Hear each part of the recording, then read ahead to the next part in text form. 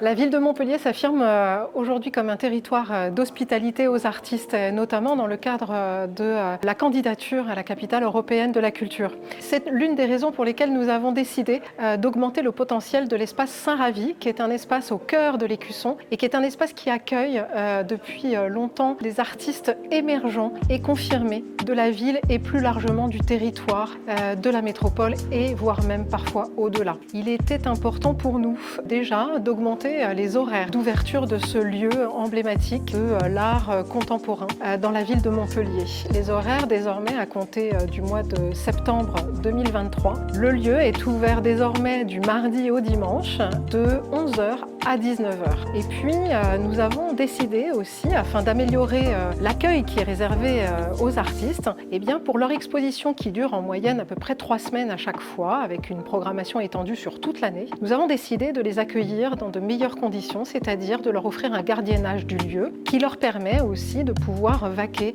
à d'autres occupations, notamment de se concentrer sur la relation avec le public qui vient visiter chaque exposition. Le gardiennage est assuré par toutes les personnes qui habituellement évoluent dans les lieux d'art et d'histoire de la ville de Montpellier. Et puis nous avons aussi pris la décision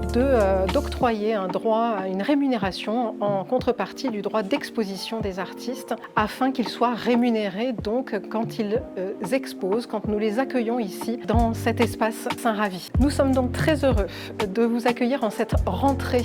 2023 dans un lieu dont les modalités de fonctionnement évoluent, un lieu qui reste très fréquenté par le public montpelliérain. Nous sommes autour de 25 000 visiteurs par an sur un espace qui est devenu un écrin pour les artistes contemporains, un espace de 180 mètres carrés et qui est donc l'un de nos espaces emblématiques, notamment dans le cadre de notre candidature à la capitale européenne de la culture.